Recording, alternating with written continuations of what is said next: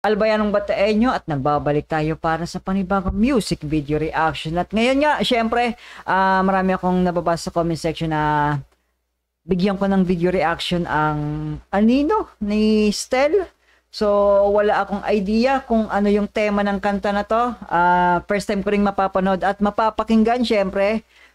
Yun, so, pero bago ang lahat, salamat po sa mga nag-subscribe at syempre sa mga magsusubscribe pa. Salamat po sa mga nagsusupport sa aking YouTube channel. Maraming salamat po. And then, syempre,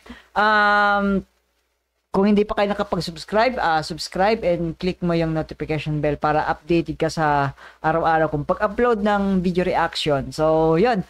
Syempre, isa pa, kung ayaw mo ng maraming post or commentary galing sa akin, na ilalagay ko yung original video link sa description. So, yun. Wag na nating patagalin pa. First time hearing Anino by Stel. So, yes, let's go.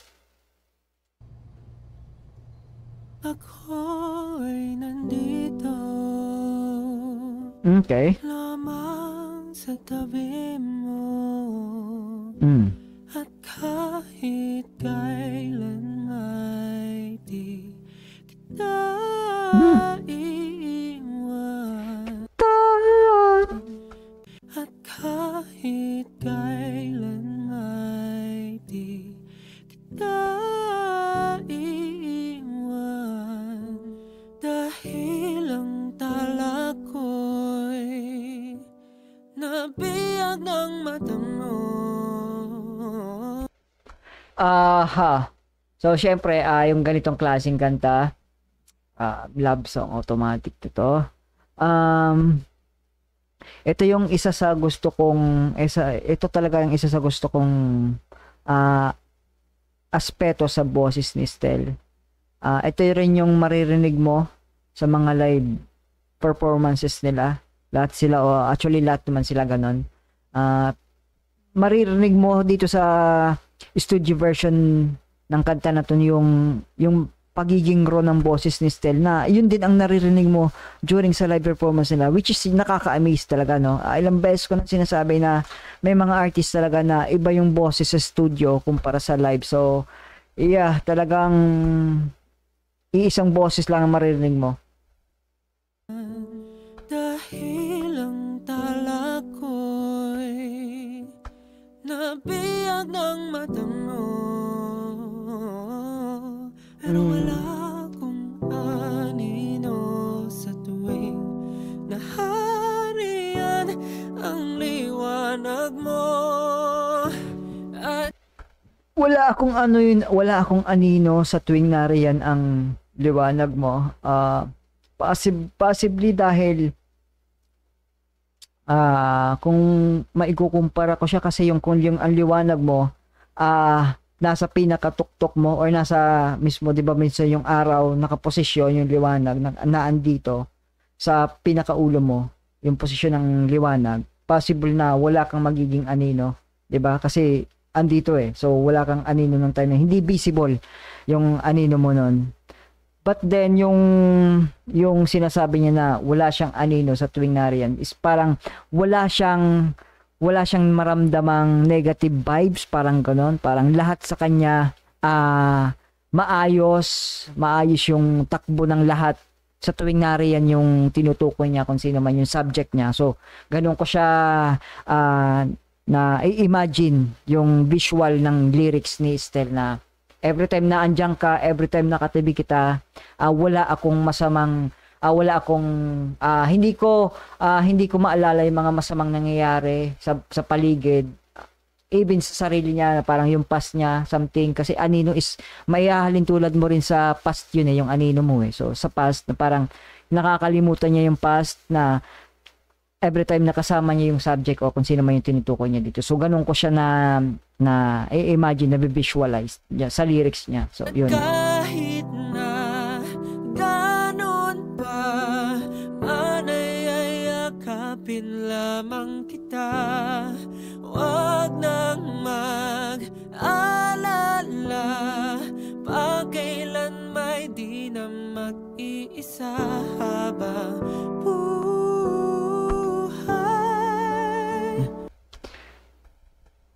God. Still, my guy. Di talaga ako makakaano sa boses ni Estel.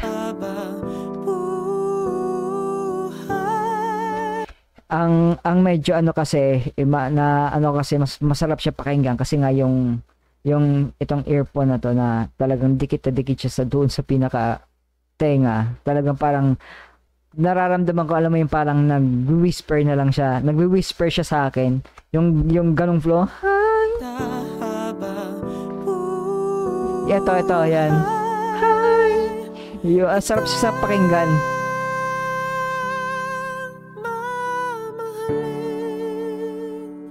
Game.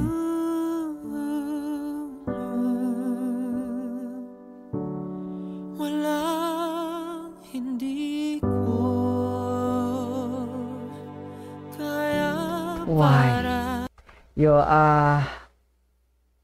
Parang bigat sa pakiramdam nung instrumental nung umano na yung instrument. Nagpumalo na yung instrument.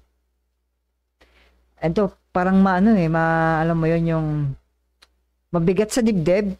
Di ko alam pa yung buong kwento nung video sa kanta, yung video dito, yung kwento ng video. Pero parang ang bigat na no? Nararamdaman nyo ba yun pag ganun yung entrada ng violin or something, di ba? Yung ito. Handa kong maglaho kung yun ang bubuhay sa liwanag mo. Man, talking about sacrifice, handa ako maglaho. Handa kong maglaho kung yun ang bubuhay sa liwanag mo. Dala kong pangako. Damn, man, imagine the sacrifice you are willing to give to someone, di ba? Man, oh man. Kaya siguro ganun yung instrument, yung lapat ng instrument. No? Yung lapat ng instrument. Talagang tumutugma siya sa sinasabi or kinakanta ni lyrics na ni Estel.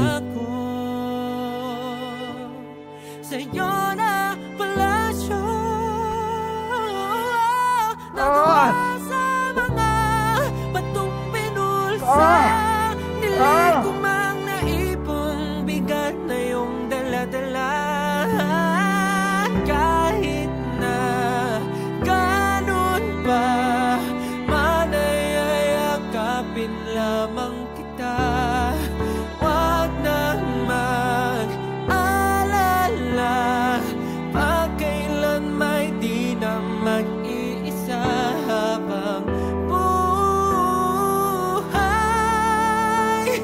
kita mamahalin.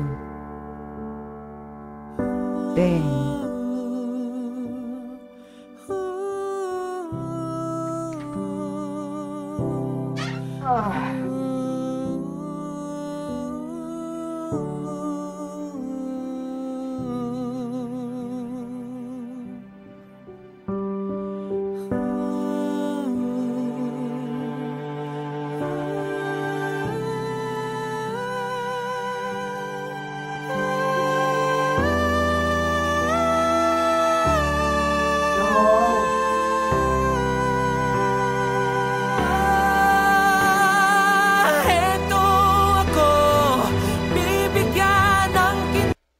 God!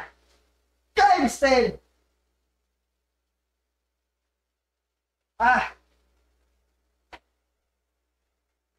God, why? I think man, parang mali yung oras ng pag-ano ko nito, man. It's not masyadong mabigat siya para sa akin. Yung kanta, yung instrumental, the song itself, man, sobrang bigat nito sa pakiramdam. Kung kanino man ni Estel dinededicate to, man, Estel,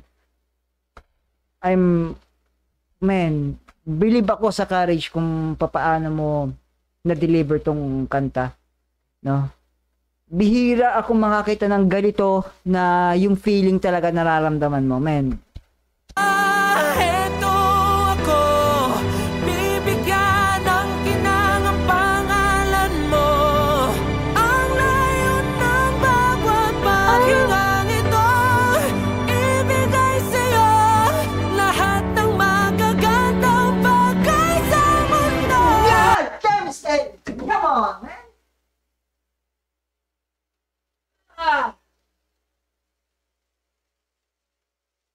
Sorry.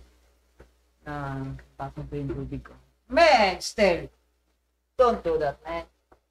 Man. Huwag mo gawin sa akin yan, Stel, bro. What?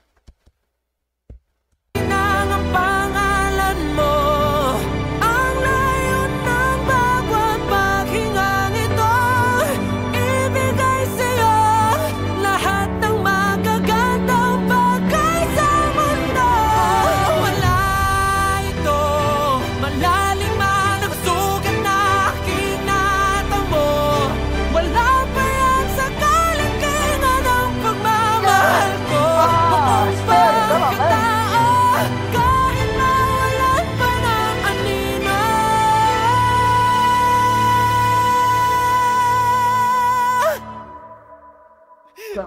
At kahit na ganun pa, manayayakapin lamang kita. Huwag nang mag-alala, makailan may di na mag-iisa habang buhay kita mamahalin. God, man. Kahit di mo batid. Bro, man. Man, that's so sad, man. Ah.